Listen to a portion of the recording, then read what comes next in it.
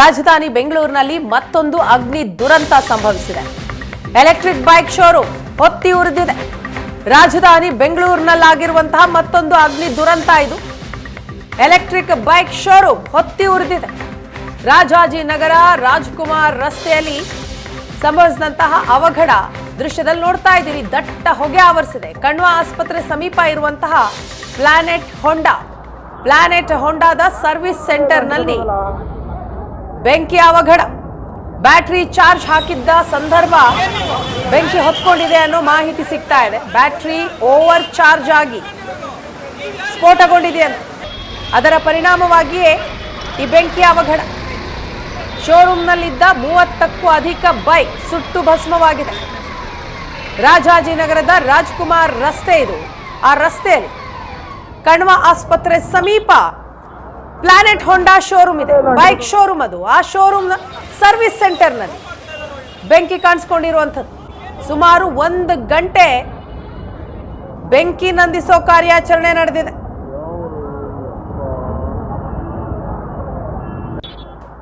ರಾಜಾಜಿನಗರದ Rajkumar ರಸ್ತೆಯಲ್ಲಿನ bike ಶೋರೂಮ್ನಲ್ಲಾದಂತಹ ಅಗ್ನಿ ಅವಘಡದ ದೃಶ್ಯವನ್ನ ನೀವು ನೋಡ್ತಾ ಇದ್ದೀರಿ. ಪ್ರಾಥಮಿಕ ಮಾಹಿತಿ ಬರ್ತಾ ಇರೋದು ಬ್ಯಾಟರಿ ಓವರ್ ಚಾರ್ಜ್ ಆಗಿನೇ ಈ ಬೆಂಕಿ ಹೊತ್ಕೊಂಡಿದೆ ಅಂತ. ಬೆಂಗಳೂರಿನಲ್ಲಿ ಸಂಭವಿಸಿದಂತಹ ಮತ್ತೊಂದು ಅಗ್ನಿ ದುರಂತ ಇದು. ಅಗ್ನಿಶಾಮಕ ದಳದ ಸಿಬ್ಬಂದಿ ವಿಷಯ ತಿಳಿತಾ ಇದ್ದ ಹಾಗೆ ಸ್ಥಳಕ್ಕೆ ದೌಡಾಯಿಸಿದ್ದಾರೆ. 2 ದೃಶ್ಯವನ್ನ ನೀವು ನೋಡ್ತಾ ಇದ್ದೀರಿ. ಒಂದು ಬೆಂಕಿ ಹೊತ್ಕೊಳ್ತಾ ಇದ್ದಂತಹ ಸಂದರ್ಭದ ದೃಶ್ಯ, ಮತ್ತೊಂದು ಕಡೆ ಬೆಂಕಿ ನಂದಿಸಿದ ಬಳಿಕದ ದೃಶ್ಯ ಇದು. 30ಕ್ಕೂ ಅಧಿಕ ಬೈಕ್ ಸುಟ್ಟು ಭಸ್ಮವಾಗಿದೆ. ಎಲೆಕ್ಟ್ರಿಕ್ ಬೈಕ್ ಶೋರೂಮ್ ಅಂತೆ. ಬ್ಯಾಟರಿ ಓವರ್ ಚಾರ್ಜ್ ಆಗಿ ಬೆಂಕಿ ಸ್ಫೋಟಗೊಂಡಿದೆ. ಬೈಕ್ಗಳೆಲ್ಲವೂ ಕೂಡ ಸುಟ್ಟು ಕರಕಲಾಗಿದೆ. ಈ ಬಗ್ಗೆ ಮಾಹಿತಿಯನ್ನ ಕೊಡ್ತಾರೆ ನಮ್ಮ ಪ್ರತಿನಿಧಿ ಕಿರಣ್. ಇದೀಗ ನಮ್ಮ ಜೊತೆ ಸಂಪರ್ಕದಲ್ಲಿದ್ದಾರೆ. ಕಿರಣ್, ಈ ಬೆಂಕಿ ಅವಘಡಕ್ಕೆ ಪ್ರಮುಖ ಕಾರಣ ಏನ್ ಮಾಹಿತಿ ಸಿಗ್ತಾ ಇದೆ? ಜೊತೆಗೆ ಈಗ ಬೆಂಕಿಯನ್ನ ಸಂಪೂರ್ಣವಾಗಿ ನಂದಿಸಿದ್ದಾರಾ ಅಗ್ನಿಶಾಮಕ ದಳದ ಸಿಬ್ಬಂದಿ? ಖಂಡಿತ ವೀಣಾ, ಬೆಂಗಳೂರಿನ ರಾಜಾಜಿನಗರ ಬಳಿ ಇರ್ತಕ್ಕಂಥ ರಾಜ್ಕುಮಾರ್ ರಸ್ತೆಯಲ್ಲಿ ಘಟನೆ ನಡೆದಿರ್ತಕ್ಕಂಥದ್ದು. ನಾವೀಗ ಅದೇ ಸ್ಥಳದಲ್ಲಿದ್ದೇವೆ. ಏನು ಪ್ಲಾನೆಟ್ ಶೋರೂಮ್ ಏನಿದೆ, ಎಲೆಕ್ಟ್ರಿಕ್ ಶೋರೂಮು, ಇಲ್ಲಿ ಬೆಂಕಿ ಅವಘಡ ಸಂಭವಿಸಿರ್ತಕ್ಕಂಥದ್ದು. ಮೊದಲು ಸ್ಫೋಟಗೊಳ್ಳುತ್ತೆ. ಈ ಬ್ಯಾಟ್ರಿ ಏನಿದೆ ಇಲ್ಲಿ ಸ್ಫೋಟಗೊಂಡಿರ್ತಕ್ಕಂಥದ್ದು. ಈ ಬ್ಯಾಟ್ರಿ ಸ್ಫೋಟಗೊಂಡ ನಂತರ ಇಲ್ಲಿಂದ ಸಂಪೂರ್ಣವಾಗಿ ಎಲ್ಲ ಇಡೀ ಕಟ್ಟಡಕ್ಕೆ ಆವರಿಸಿರ್ತಕ್ಕಂಥದ್ದು. ಏನು ರಾಜಾಜಿನಗರದ ರಾಜ್ಕುಮಾರ್ ರಸ್ತೆಯ ಪ್ಲಾನೆಟ್ ಶೋರೂಮ್ನಲ್ಲಿ ಈ ಘಟನೆ ನಡೆದಿದೆ. ಪ್ಲಾನೆಟ್ ಶೋರೂಮ್ನಲ್ಲಿ ಎಲೆಕ್ಟ್ರಿಕ್ ಬೈಕ್ಗಳನ್ನು ಮಾರಾಟ ಮಾಡಲಾಗುತ್ತೆ. ಬ್ಯಾಟ್ರಿಯನ್ನು ಇವತ್ತು 2 ಗಂಟೆ 5 ಗಂಟೆ ಸುಮಾರಿಗೆ ಸ್ಫೋಟಗೊಂಡಿರ್ತಕ್ಕಂಥದ್ದು. 2 ಗಂಟೆ 5 ನಿಮಿಷಕ್ಕೆ ಸುಮಾರಿಗೆ ಏನು ಘಟನೆ ನಡೆದಿರ್ತಕ್ಕಂಥದ್ದು. ಬ್ಯಾಟ್ರಿ ಓವರ್ ಚಾರ್ಜ್ ಆಗಿ ಸ್ಫೋಟಗೊಳ್ಳುತ್ತೆ. ಸಂಪೂರ್ಣವಾಗಿ ಇಡೀ ಕಟ್ಟಡಕ್ಕೆ ಆವರಿಸುತ್ತೆ. ಸುಮಾರು 30ಕ್ಕೂ ಹೆಚ್ಚು ಬೈಕ್ಗಳು ಬೆಂಕಿಗೆ ಕೆನ್ನಾಲಿಗೆ ಸುಟ್ಟು ಹೋಗಿರ್ತಕ್ಕಂಥದ್ದು ದೃಶ್ಯಗಳಲ್ಲೂ ಸಹ ನೋಡ್ಬೋದು ನೀವು. ಪ್ರತಿ ಬೈಕ್ಗಳು ಸಹ ಯಾವುದೇ ರೀತಿ ಪಾರ್ಟ್ಸ್ ಇಲ್ಲದಂತೆ ಸುಟ್ಟು ಹೋಗಿರ್ತಕ್ಕಂಥದ್ದು. ಸೀಟ್ ಆಗಿರ್ಬೋದು, ಕವರ್ ಆಗಿರ್ಬೋದು, ಟೈರ್ಗಳಾಗಿರ್ಬೋದು ಉರಿದಿರ್ತಕ್ಕಂಥದ್ದು. ಸಂಪೂರ್ಣವಾಗಿ ಟ್ರಾಫಿಕ್ ಜಾಮ್ ಆಗ್ತಾ ಇರ್ತಕ್ಕಂಥದ್ದು. ಅಗ್ನಿಶಾಮಕ ಸಿಬ್ಬಂದಿ ಏನಿದ್ದಾರೆ, 2 ಅಗ್ನಿಶಾಮಕ ವಾಹನಗಳು ಬಂದು ಈಗ ಬೆಂಕಿಯನ್ನ ನಂದಿಸಿರ್ತಕ್ಕಂಥದ್ದು. ದೊಡ್ಡ ಪ್ರಮಾಣದಲ್ಲಿ ಬೆಂಕಿ ಹತ್ಕೊಂಡಿತ್ತು, ಹೊಗೆ ತುಂಬಿಕೊಂಡಿತ್ತು. ಇಡೀ ಕಟ್ಟಡಕ್ಕೆ ಆ ಬೆಂಕಿ ಕೆನ್ನಾಲಿಗೆ ಆವರಿಸಿತ್ತು.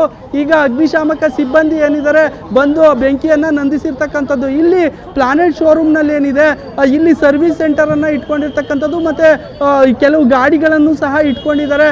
ಪ್ರತಿನಿತ್ಯ ಸಾವಿರಾರು ಮಂದಿ ಬೈಕ್ಗಳನ್ನು ತೆಗೆದುಕೊಂಡು ಹೋಗ್ತಾ ಇದ್ದಾರೆ. ಪೆಟ್ರೋಲ್ ಮತ್ತು ಡೀಸೆಲ್ಗಿಂತ ಮುಖ್ಯವಾಗಿ ಎಲೆಕ್ಟ್ರಿಕ್ ಬೈಕ್ಗಳೆಲ್ಲ ಜಾಸ್ತಿ ಮಾರಾಟ ಆಗ್ತಾ ಇರ್ತಕ್ಕಂಥದ್ದು. ಹೀಗಾಗಿ ಎಲೆಕ್ಟ್ರಿಕ್ ಬೈಕ್ಗಳಿಗೆ ಸಾಕಷ್ಟು ಬೇಡಿಕೆ ಇರೋದ್ರಿಂದ ಇಲ್ಲಿ ಸಾಕಷ್ಟು ಲೋ ಕ್ವಾಲಿಟಿ ಬ್ಯಾಟ್ರಿಗಳನ್ನು ಯೂಸ್ ಮಾಡ್ತಾ ಇದ್ದಾರೆ ಅನ್ನೋ ಆರೋಪ ಇರ್ತಕ್ಕಂಥದ್ದು. ರಾಜಾಜಿನಗರದ RTO ಅಧಿಕಾರಿಗಳು ಸಹ ರೈಡ್ ರೀತಿ ಕ್ರಮ ಕೈಗೊಂಡಿಲ್ಲ ಅನ್ನೋ ಆರೋಪ ಕೇಳಿಬಂದಿರ್ತಕ್ಕಂಥದ್ದು.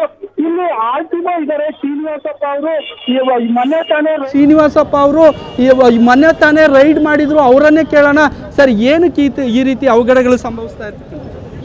ಈಗ ಏನಾಗಿದೆ ಅಂದರೆ, ನಮ್ಮಲ್ಲಿ ಏನು ಈ ಕಡಿಮೆ ವೇಗದ ವಾಹನ ಅಂತ ಹೇಳಿಬಿಟ್ಟು ಅದನ್ನು ನಮ್ಮ ರಿಜಿಸ್ಟ್ರೇಷನ್ ಅಥವಾ ಏನು ನೋಂದಣಿಯಿಂದ ಅವುಗಳನ್ನು ವಿನಾಯಿತಿ ನೀಡಿದೆ. ಆ ವಾಹನಗಳನ್ನು ಏನು ಮಾಡ್ತಾರೆ ಅಂದರೆ ಇಲ್ಲಿ ಮಾರಾಟ ಮಾಡ್ತಾ ಇದ್ದಾರೆ. ಇದೆಲ್ಲ ಹೊರಗಡೆಯಿಂದ ತಂದು ಮಾರಾಟ ಮಾಡುವಂಥ ಒಂದು ಇಲ್ಲಿ ವ್ಯವಸ್ಥೆ ಇದೆ. ಇದ್ರ ಮೇಲೆ ನಮಗೆ ಅನುಮಾನ ಇತ್ತು. ಈ ಥರದ ಒಂದು ವಾಹನವನ್ನು ನಾವು ರಸ್ತೆ ಮೇಲೆ ಹಿಡಿದು ನೋಡಿದಾಗ ಅದು 25 ಕಿಲೋಮೀಟರ್ಗಿಂತಲೂ ಹೆಚ್ಚಾಗಿ ಅಂದರೆ ಸುಮಾರು 40 ಕಿಲೋಮೀಟರ್ ವೇಗದಲ್ಲಿ ವಾಹನ ಚಲಿಸ್ತಾ ಇತ್ತು. ಇದು ಎಲ್ಲಿ ಸಿಗ್ತಾ ಇದೆ ಅಂತ ಗೊತ್ತಾದ ತಕ್ಷಣ ನಮ್ಮ ಅಂದರೆ ಎಲ್ಲ ಎಲೆಕ್ಟ್ರಿಕ್ ವೆಹಿಕಲ್ ವೆಹಿಕಲ್ ಅದರಲ್ಲಿ 2 ರೀತಿಯದ ಇದೆ. ಅಂದರೆ 30 ಕಿಲೋಮೀಟರ್ ಮೇಲೆ ಅಂತ ಏನು ವಾಹನ 25 ಕಿಲೋಮೀಟರ್ ಮೇಲೆ ಏನು ವೇಗ ಇರ್ತದಲ್ಲ ಅಂಥ ವಾಹನಗಳನ್ನು ನಮ್ಮಲ್ಲಿ ರಿಜಿಸ್ಟರ್ ಮಾಡಬೇಕಾಗುತ್ತೆ. ಈ ಏನು 25 ಕಿಲೋಮೀಟರ್ ಒಳಗಡೆ ಇರ್ತಕ್ಕಂಥ ವಾಹನಗಳನ್ನು ನಮ್ಮಲ್ಲಿ ರಿಜಿಸ್ಟರ್ ಮಾಡೋಂಥ ಅವಶ್ಯಕತೆ ಇಲ್ಲ. ಸೊ ಅದಕ್ಕೆ ಸರ್ಕಾರದಿಂದ ಅದಕ್ಕೆ ಅನುಮತಿ ಇದೆ. ಇಲ್ಲಿ ಮೊನ್ನೆ ರೈಡ್ ಮಾಡಿದ್ರಿ ಅಂತ ಹೇಳಿದ್ರೆ ಯಾವ ರೀತಿ ಗಾಡಿಗಳು ಸಿಕ್ಕಿದೋ ಇಲ್ಲಿ? ಅಂದರೆ ಈಗೇನು ನಾವು ಇಲ್ಲಿ ಬಂದು ಚೆಕ್ ಮಾಡಿ ನೋಡಿದಾಗ 25 ಕಿಲೋಮೀಟರ್ ವೇಗನೆ ಅಂತ ಹೇಳ್ತಾರೆ. ಆದರೆ ಅದನ್ನು ನಾವು ಸರಿಯಾದ ರೀತಿಯಲ್ಲಿ ನಾವು ತನಿಖೆ ಮಾಡಿದಾಗ ಅದು 30-40 ಕಿಲೋಮೀಟರ್ ವೇಗ ಹೋಗುವಂಥ ಒಂದು ವ್ಯವಸ್ಥೆ ಕೆಪಾಸಿಟಿ ಅದರಲ್ಲಿ ಮಾಡಿದ್ರು. ಅಂದರೆ ಬ್ಯಾಟ್ರಿಗಳೇನಾದರೂ ಲೋ ಕ್ವಾಲಿಟಿ ಯೂಸ್ ಮಾಡ್ತಾ ಇದ್ದಾರೆ ಏನು ಕಂಡು ಬಂದಿದೆಯಾ ನಿಮಗೆ? ಬ್ಯಾಟ್ರಿಗಳಲ್ಲಿ ಅಂದರೆ ಹೆಚ್ಚಿನ ಒಂದು ಏನು ಪವರ್ ಇರುತ್ತಲ್ಲ ಅಂಥ ಬ್ಯಾಟ್ರಿಗಳನ್ನು ಇದರಲ್ಲಿ ಹಾಕ್ಕೊಟ್ಬಿಡ್ತಾರೆ. ಸೊ ಅಲ್ಲಿ ಏನಾಗುತ್ತೆ ಅಂದರೆ ಗ್ರಾಹಕರಿಗೆ ವೇಗ ಮತ್ತು ವಾಹನ ರಿಜಿಸ್ಟರ್ ಬೇಕಾಗಿಲ್ಲ. ಸೊ ಇದರಿಂದ ಏನಾಗುತ್ತೆ ಅಂದರೆ ರಸ್ತೆ ಸುರಕ್ಷತೆಗೆ ತುಂಬ ಅಪಾಯಕಾರಿಯಾದಂಥ ಒಂದಿದು. ವಾಹನ ರಿಜಿಸ್ಟರ್ ಮಾಡಲಿಲ್ಲ ಅಂದರೆ ಅದಕ್ಕೆ ಇನ್ಶೂರೆನ್ಸ್ ಇರೋದಿಲ್ಲ, ಲೈಸೆನ್ಸ್ ಬೇಕಾಗೋದಿಲ್ಲ, ಜೊತೆಗೆ ಹೆಲ್ಮೆಟ್ ಹಾಕಬೇಕಾಗಿಲ್ಲ. ಏನಾಗುತ್ತೆ ಅಂದರೆ ನಾಳೆ ಇದು ಒಂದು ರೀತಿ ನಮ್ಮ ಸಾರ್ವಜನಿಕರ ಅಥವಾ ಪಾದಚಾರಿಗಳ ಜೊತೆ ಅಥವಾ ಸಾರ್ವಜನಿಕರ ಜೊತೆ ಚಲ್ಲಾಟ ಆಡೋದಾಗದ ಒಂದು ನಡೀತಾ ಇದು RTO ಶ್ರೀನಿವಾಸಪ್ಪ ಅವರು ಹೇಳ್ತಾ ಇರ್ತಕ್ಕಂಥದ್ದು. ಇನ್ನೂ ಸಹ ನೀವು ದೃಶ್ಯಗಳಲ್ಲಿ ಸಹ ನೋಡ್ಬೋದು, ಸಾಕಷ್ಟು ರಾಜ್ಕುಮಾರ್ ರಸ್ತೆಯಲ್ಲಿ ಟ್ರಾಫಿಕ್ ಜಾಮ್ ಉಂಟಾಗ್ತಾ ಇರ್ತಕ್ಕಂಥದ್ದು.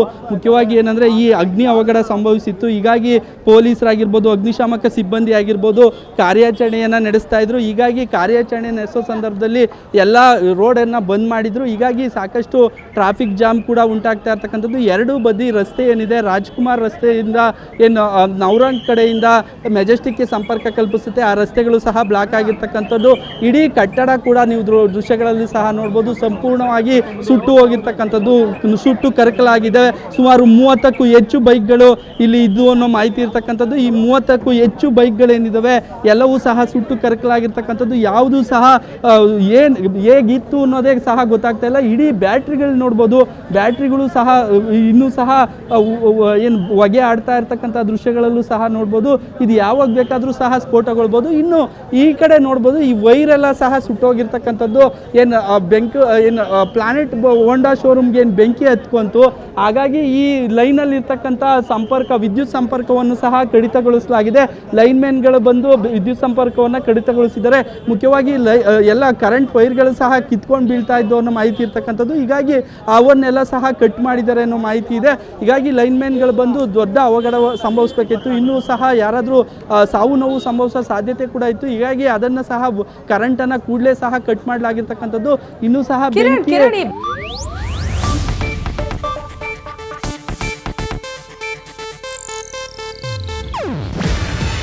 ಇದು ಏಷ್ಯಾನೆಟ್ ನ್ಯೂಸ್ ನೆಟ್ವರ್ಕ್ ಪ್ರಸ್ತುತಿ. ನೀವು ನೋಡ್ತಿದ್ದೀರಾ ಏಷ್ಯಾನೆಟ್ ಸುವರ್ಣ ನ್ಯೂಸ್.